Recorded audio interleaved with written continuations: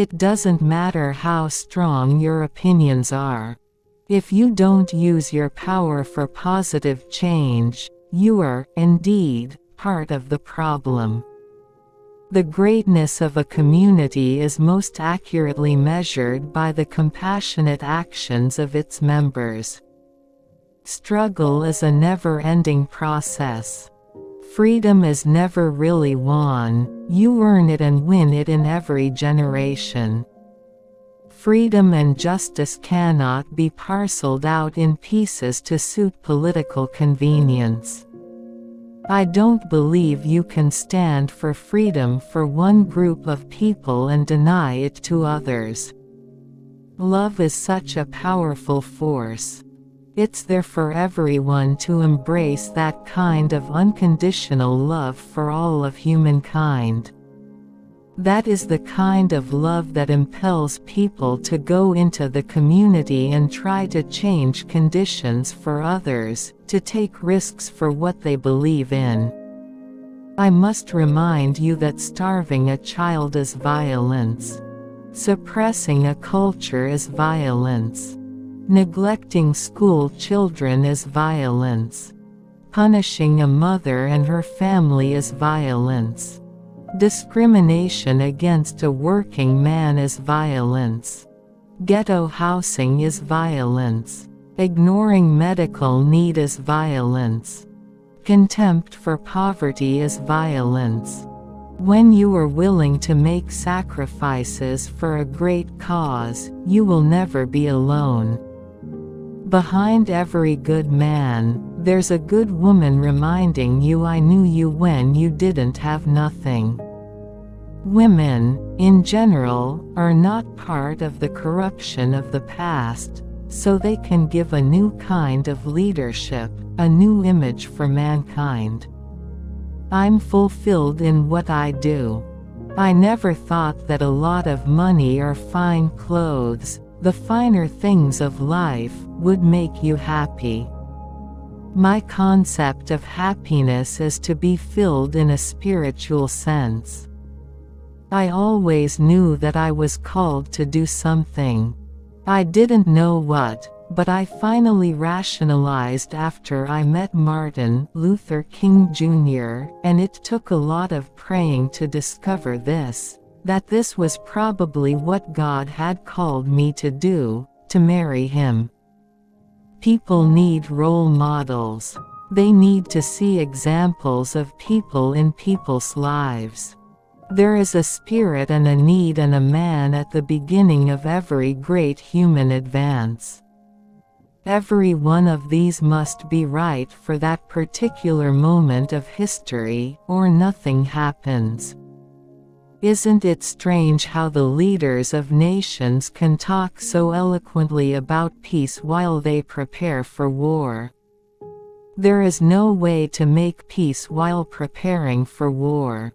People have to allow themselves to be used by God, and Martin Luther King Jr. committed himself totally to God's will and purpose, and God is always waiting for someone who is willing to do that. Nonviolence is a method that transforms, first of all, the individual once you understand it and embrace it. It begins with you and, if you can, about transforming individuals so that they love unconditionally. If a man had nothing that was worth dying for, then he was not fit to live. The greatest violence is seeing a child go to bed hungry. When Good Friday comes, these are the moments in life when we feel there's no hope. But then, Easter comes. To really know someone is to have loved and hated him in turn. Nonviolence first changes the individual. The more visible signs of protest are gone, but I think there is a realization that the tactics of the late 60s are not sufficient to meet the challenges of the 70s. The process of nonviolence is one that takes time, and those of us who've suffered, who've been persecuted over the years, would like to see things change, overnight.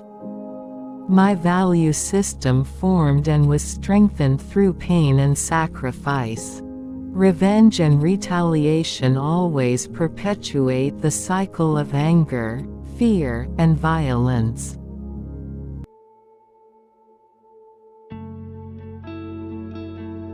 Corettascottking, Scott, April 27, 1927 to January 30, 2006, was an American author, activist, and civil rights leader who was married to Martin Luther King Jr. from 1953 until his assassination. As an advocate for African American equality, she was a leader for the civil rights movement in the 1960s. King was also a singer who often incorporated music into her civil rights work. King met her husband while attending graduate school in Boston. They both became increasingly active in the American civil rights movement. King played a prominent role in the years after her husband's assassination in 1968, when she took on the leadership of the struggle for racial equality herself and became active in the women's movement. King founded the King Center, and sought to make his birthday a national holiday. She finally succeeded when Ronald Reagan signed legislation which established Martin Luther King Jr. Day on November 2, 1983. She later broadened her scope to include both advocacy for LGBTQ rights and opposition to apartheid. King became friends with many politicians before and after Martin's death, including John F. Kennedy, Lyndon B. Johnson, and Robert F. Kennedy. Her telephone conversation with John F. Kennedy during the 1960 presidential election has been credited by historians for mobilizing African American voters. She was inducted into the Alabama Women's Hall of Fame, the National Women's Hall of Fame, and was the first African American to lie in state at the Georgia State Capitol. King has been referred to as First Lady of the Civil Rights Movement. Coretta Scott King was the recipient of various honors and tributes both before and after her death. She received honorary degrees from many institutions, including Princeton University, Duke University, and Bates College. In 1970, the American Library Association began awarding a medal named for Coretta Scott King to outstanding African American writers and illustrators of children's literature. In 1978, Women's Way awarded King with their first Lucretia Mott Award for showing a dedication to the advancement of women and justice similar to Lucretia Mott's. In 1983 she received the For Freedom Award for the freedom of worship. 2009 she received the Key of Life Award from the NAACP.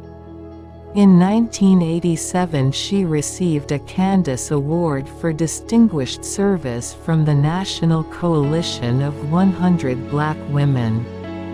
In 1997, Coretta Scott King was the recipient of the Golden Plate Award of the American Academy of Achievement.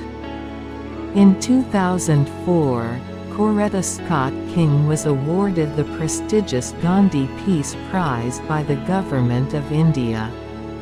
Super Bowl 40 was dedicated to King and Rosa Parks. Both were memorialized with a moment of silence during the pre-game ceremonies. The children of both Parks and King then helped Tom Brady with the ceremonial coin toss.